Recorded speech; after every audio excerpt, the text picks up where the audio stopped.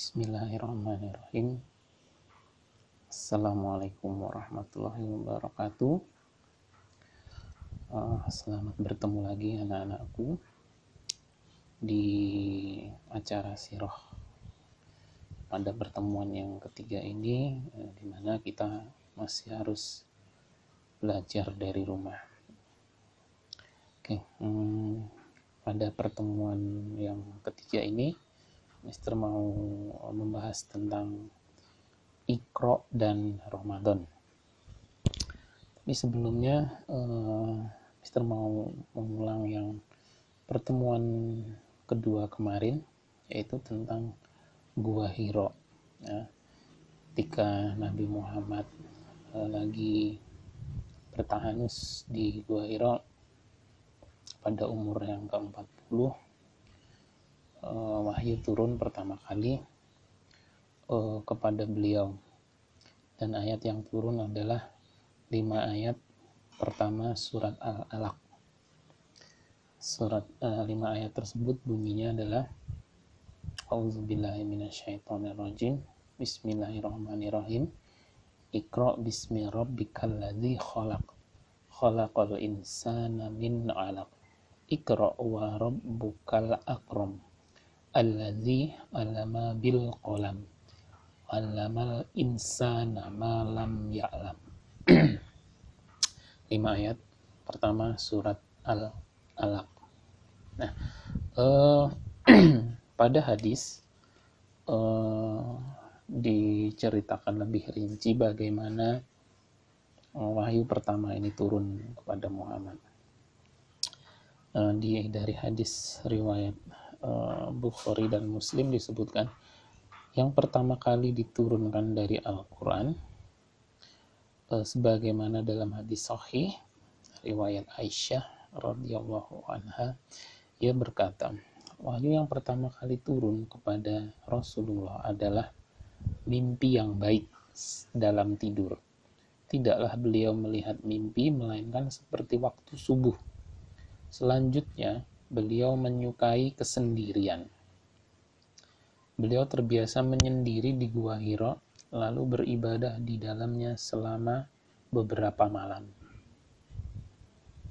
sebelum kembali ke rumah untuk bertemu istrinya dan membawa bekal. Selanjutnya dia pulang ke rumah Khadijah mengambil bekal seperti itu. Datanglah kebenaran kepadanya ketika beliau berada di Gua Hira. Malaikat datang kepada beliau lalu berkata, bacalah. Lalu Muhammad menjawab, aku tidak bisa membaca. Beliau lalu bersabda, lantas malaikat itu memegangku dan mendekapku sehingga aku kepayahan, lalu melepaskanku dan berkata, bacalah. Aku menjawab, aku tidak bisa membaca. Lantas ia memegangku dan mendekapku untuk kedua kalinya hingga aku kepayahan, lalu melepaskanku. Ia berkata, bacalah. Aku menjawab, aku tidak bisa membaca. Lantas ia mengambilku lalu mendekapku untuk yang ketiga kalinya. Kemudian melepaskanku dan berkata, bacalah dengan menyebut nama Tuhanmu yang menciptakan. Dia telah menciptakan manusia dari segumpal darah. Bacalah, dan Tuhanmu yang maha mulia. Nah, jadi begitu awal wahyu yang turun kepada Nabi Muhammad di Gua Hira. Nah, selanjutnya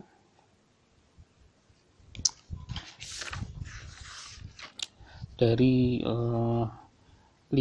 ayat pertama yang turun kepada Nabi Muhammad, kalau kita perhatikan,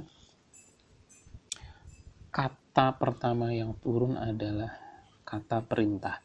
Kalimat yang pertama kali turun adalah kalimat perintah. Untuk anak-anakku yang upper grade, pasti sudah belajar kalau dalam bahasa Indonesia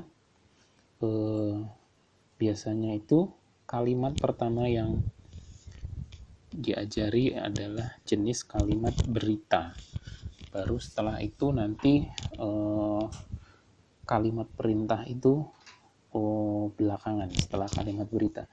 Tetapi Allah punya caranya sendiri ketika mengajari umatnya melalui wahyu Muhammad ini.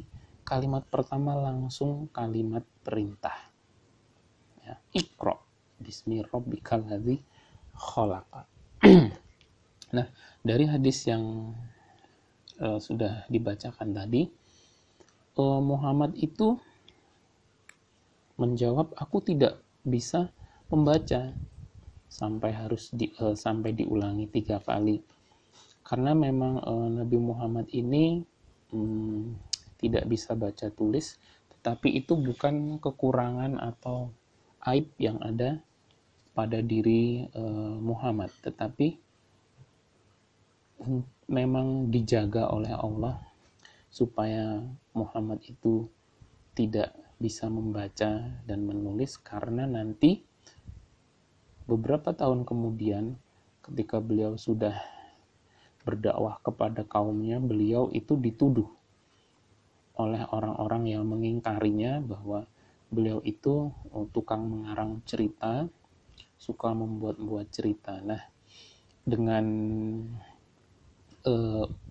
kondisi Muhammad yang umi, tidak bisa baca tulis, maka itu untuk tuduhan-tuduhan kaum Quraisy yang mendustakannya itu sama sekali tidak terbukti, ya, karena memang Muhammad tidak bisa baca tulis, tentu dia tidak bisa membaca cerita-cerita terdahulu dan tidak bisa mengarang-arangnya. Nah, itu salah satu hikmahnya. Jadi Nabi Muhammad yang tidak bisa baca tulis bukan kekurangan. Oke. Nah, akhirnya pada kali yang ketiga malaikat Jibril itu bilang, bacalah dengan nama Tuhanmu, ya, bacalah dengan nama Tuhanmu yang menciptakan. Jadi bukan disuruh untuk membaca, disodori tulisan lalu disuruh membaca, tetapi membaca dengan bimbingan Allah. Meskipun Nabi Muhammad tidak bisa baca tulis, tetapi dimaksud di sini adalah membaca dengan bimbingan Allah dan mendapatkan kefahaman. Ini dari ayat yang pertama. Nah, ada yang unik di ayat yang ketiga, itu kata Iqra diulangi lagi. Ya, di ayat yang pertama tadi Iqra bismi rabbikal ladzi khalaq, ayat yang kedua khalaqal insana min 'alaq, yang ayat ketiga Iqra wa rabbukal akram, Iqra-nya diulangi lagi. Kenapa kok harus diulangi lagi? Padahal di ayat yang pertama sudah ada kata-kata Iqra. Hal ini menunjukkan betapa pentingnya Iqra. Allah menghendaki kita, umatnya Nabi Muhammad, itu untuk membaca dan membaca. Kalau perintah itu diulangi dibandingkan dengan perintah yang tidak diulangi, tentu perintah yang diulangi ini menimbulkan kesan yang jauh lebih penting karena harus diulangi, ya. Makanya perintah Iqra atau membaca ini berlaku untuk kita semua. Rajin-rajinlah kita membaca. Tidak ada alasan saya tidak suka membaca. Karena apa? Karena Allah menghendaki kita semua orang Islam untuk rajin membaca. Kata pertama yang turun adalah perintah membaca. Ayat pertama dan ketiga didahului oleh perintah membaca. Maka kalau kita tidak mau membaca, berarti kita sudah tidak taat pada kata pertama yang diturunkan Allah. Kalau kita tidak taat pada kata yang pertama yang diturunkan Allah, bagaimana dengan kata-kata selanjutnya? Apakah kita juga masih tidak mau taat? Na'udzubillah min zalik. Semoga kita tetap selalu dalam keadaan taat. Oke, baik, Mister lanjutkan.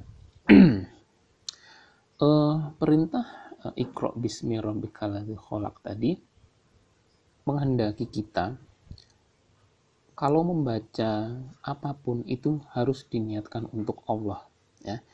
Jangan ketika kita belajar, ketika kita membaca itu diniatkan oleh tujuan-tujuan lain selain Allah. Misalnya, nah ini sebetulnya tidak boleh. Membaca diniatkan supaya pintar. Ini hal yang salah. Supaya bisa lulus ujian, ini juga salah. Supaya bisa menjawab soal, ini juga salah. Supaya dianggap temannya pintar, ini juga salah. Apapun tujuan kita belajar, apapun tujuan kita membaca, selalu niatkan karena Allah. Dahulu dengan bismillah, ya Allah, aku mau belajar, aku membaca dengan niat untuk mengharap pahala dan ridho darimu, ya. Niatkan untuk itu, maka nanti Allah akan berikan balasan yang terbaik pada kita. Jadi luruskan niat dalam belajar atau membaca, karena pada hadis yang sahih disebutkan bahwa innamal a'malu binniyat, sesungguhnya setiap amal atau perbuatan kita itu tergantung niatnya. Hadis riwayat Bukhari. Jadi kalau niat kita salah, meskipun yang kita kerjakan itu benar, maka tidak memperoleh pahala di sisi Allah, bahkan mungkin tidak diridhoi oleh Allah. Maka sia-sialah kalau niat kita salah, maka selalu luruskan niat. Oke, selanjutnya Iqra tadi sudah diulangi di ayat ketiga untuk menunjukkan bahwa pentingnya perintah membaca, pentingnya kita harus membaca. Dan baru di ayat yang keempat ada kata-kata kolam, ya, di ayat yang keempat. Allazi 'allama bil qalam, yang mengajar manusia dengan kolam. Kolam kadang diterjemahkan dengan pena. Nah, kata kolam atau pena, ada yang menarik bahwa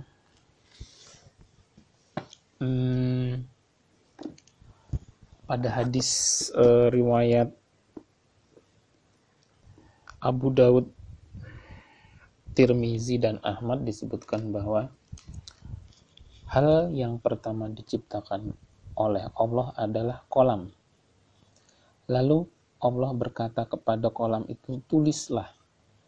Kolam itu pun lalu menuliskan dari awal penciptaan hingga saatnya hari kiamat. Kitab ini berada di sisi Allah di atas arsy-Nya. Ya. Jadi yang pertama diciptakan Allah itu bukan manusia, bukan alam semesta, bukan matahari, bintang, planet, bulan, tetapi yang diciptakan oleh Allah pertama kali adalah kolam, sesuai dengan hadis yang tadi. Dan pentingnya kolam ini atau pena, kadang diterjemahkan dalam bahasa Indonesia,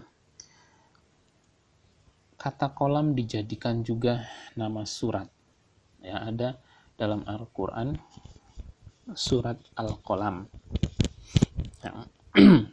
Pada ayat yang pertama berbunyi Nun, demi pena dan apa yang mereka tuliskan. Nah,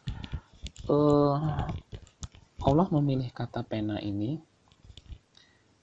baik pada ayat yang ketiga surat Al-Alaq maupun ayat yang pertama surat Al-Qalam tentu bukan tanpa alasan. Setelah tadi kata Iqra diulangi 2 kali di ayat yang pertama dan ayat yang ketiga surat Al-Alaq, lalu di ayat yang keempat ada kata-kata kolam, pena yang tujuannya tentu untuk menulis. Jadi coba kita simpulkan sejenak. Iqra, suruh baca, ayat yang pertama. Ayat yang ketiga, Iqra lagi, suruh membaca lagi. Ayat yang keempat, kolam, tentang tulisan, menulis. Jadi ada baiknya setelah kita membaca, diulangi lagi membacanya, lalu kita menulis. Menulis ini bisa dipahami bukan hanya menulis menyalin dari papan tulis, tetapi membuat karya. Setelah kita belajar, diulangi belajarnya, membaca, diulangi membacanya, coba kita tulis, kita buat karya. Apapun itu yang baik dan yang bermanfaat, baik bagi diri sendiri maupun untuk orang lain. Ya. Belajarlah menulis, sering-seringlah menulis. Lalu ada yang menarik lagi, bahwa di wahyu yang kedua turun, setelah wahyu terputus beberapa lama, adalah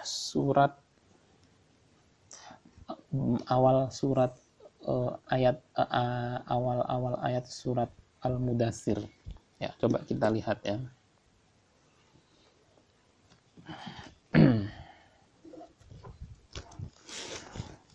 Oke, kita lihat sebentar.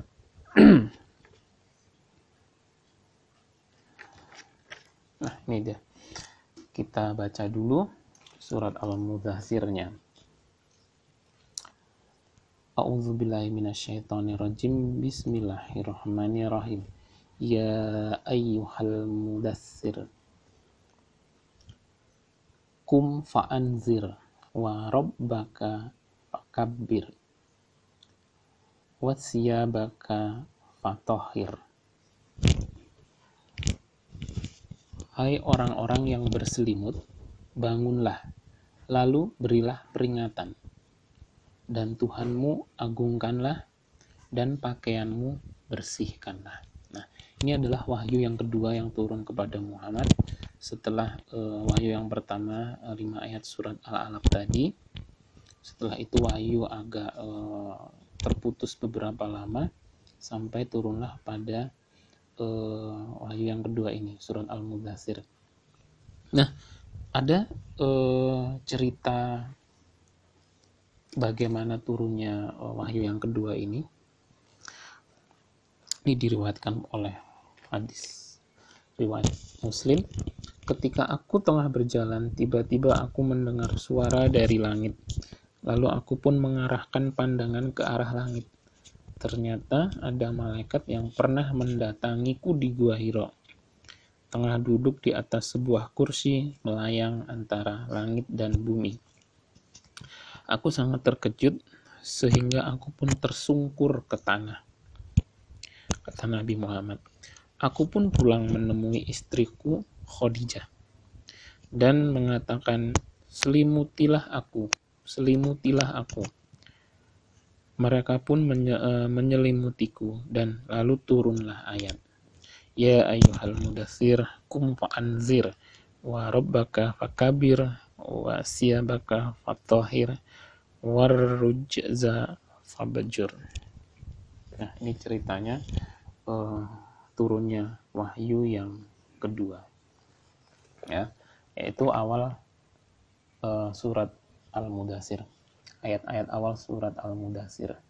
Nah, di surat Al-Mudaththir ini lagi-lagi Allah memakai kalimat perintah, ya.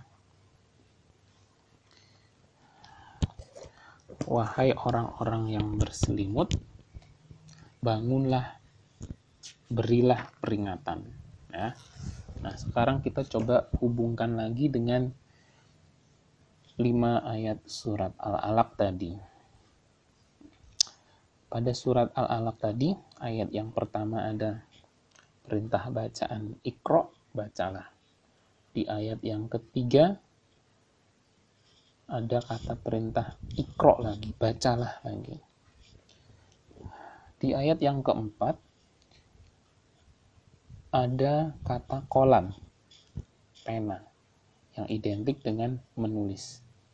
Lalu di surat Al-Mudaththir ini ada 2 kalimat perintah, yaitu bangunlah, kum, fa'anzir, dan berilah peringatan atau nasihatilah orang-orang. Ya. Nah, Mr. Santo akan bagi 2. Ayat yang pertama baca, ikro. Ayat yang ketiga Alak juga ikro, baca lagi. Ayat yang keempat tulis. Lalu di awal surat Al-Mudaththir itu bangun. Nah, 4 hal ini berkaitan dengan diri kita pribadi, belum ada hubungannya dengan orang lain. Artinya, kita setiap diri kita itu diperintah untuk membaca, diperintah lagi untuk membaca yang kedua kalinya. Ada kata-kata kolam tulis, hendaknya kita membuat karya berdasarkan apa yang sudah kita pelajari. Lalu setelah itu, ketika 3 tahap ini sudah dilalui, baru kita niatkan diri kita, di sini diwakili kata bangun, untuk memberikan peringatan kepada orang lain. Perintah yang keempat,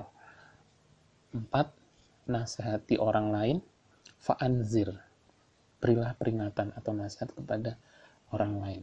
Jadi, kesimpulannya, sebelum kita mau berbuat baik dengan cara mengingatkan orang lain, menasehati orang lain, itu ada syaratnya. Syaratnya apa?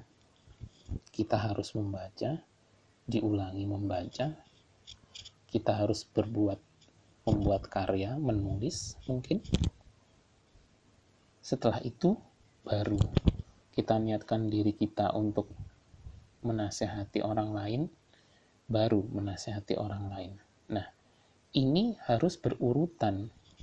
Tidak bisa kita menasehati orang lain kalau kita saja belum membaca, kita saja belum belajar, kita nggak tahu ilmunya. Tidak boleh kita menasehati orang lain kalau kita meskipun sudah membaca, tapi kita belum berkarya. Ya, kita belum menulis kalau di sini. Nah, ketika kita sudah membaca, diulangi membacanya, belajar, diulangi belajar, menulis, membuat karya, baru bangun, kita beranjak, kita niatkan diri kita untuk menasehati orang lain. Nah, ketika tahap ini sudah dilalui sesuai urutannya, baru itu kalau kita menasehati orang lain atau kita mengajak orang lain kepada kebaikan, itu orang lain akan cenderung untuk nurut atau mematuhi nasihat kita. Tetapi kalau kita mau menasihati orang lain, kita saja belum belajar, kita saja belum berkarya, kemungkinan besar orang lain itu tidak akan menuruti kita. Karena apa? Iya, pasti orang lain akan beranggapan, loh, kamu siapa? Kok kamu mau menasehati saya? Orang kamu saja juga belum baik, kamu saja nggak tahu ilmunya. Orang lain akan mempertanyakan siapa kita. Tapi kalau kita sudah belajar membaca, diulangi belajar dan membaca, kita sudah membuat karya, dan kita sudah dinilai orang lain bahwa kita memang orang yang baik ketika kita menasehati, ketika kita menyuruh orang lain untuk berbuat baik atau memperbaiki perbuatannya, maka orang lain itu kemungkinan besar akan berubah menjadi lebih baik. Dan kalau kita bisa melakukan seperti ini, tentunya pahala yang berlipat sudah disediakan oleh Allah untuk kita semua. Nah, terakhir, hubungannya dengan bulan Ramadan apa?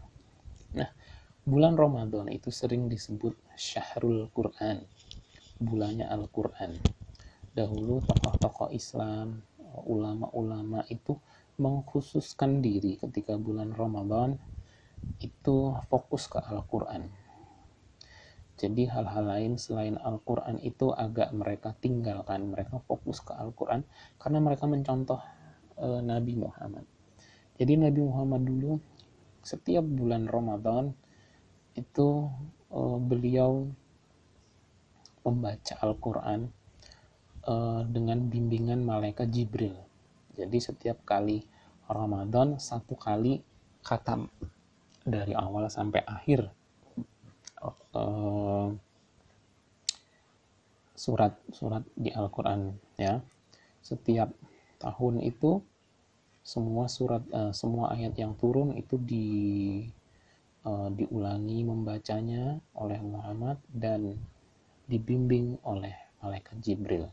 Tetapi ada yang menarik, di tahun terakhir Ramadan yang dialami Rasulullah sebelum meninggalnya Rasulullah, jadi sebelum Rasulullah meninggal ketika bulan Ramadan itu Muhammad yang biasanya mempelajari Al-Quran hanya satu kali itu 2 kali ya. Di akhir Ramadannya itu 2 kali khatam. Nah, kita bisa meneladaninya dengan cara membaca ayat Al-Quran di bulan Ramadan ini jadi lebih sering. Kalau anak-anak yang ada yang belum bisa membaca Al-Quran ya Iqra-nya diperbaiki supaya lancar. Jangan lupa juga membaca terjemahan ayatnya supaya kita paham, karena kita kan bukan orang Arab, sedangkan Al-Quran turun dengan bahasa Arab. Akan sangat lebih baik lagi kalau bukan hanya huruf Arabnya yang kita baca, tapi juga membaca terjemahan sehingga kita tahu artinya. Nah, ketika kita rajin membaca Al-Quran di bulan Ramadan ini, Allah juga sudah siapkan balasan pahalanya yang berlipat-lipat. Semoga Allah mudahkan kita semua untuk rajin membaca Al-Quran, belajar Iqra yang belum bisa membaca Al-Quran pada bulan Ramadan ini, sehingga kita semua bisa mendapatkan pahala yang terbaik di bulan Ramadan, dan di akhir Ramadan nanti semoga Allah menjadikan kita sesuai di surat Al-Baqarah 183, la'allakum tattaqun, kita mendapat predikat orang-orang yang bertakwa ya. Oke.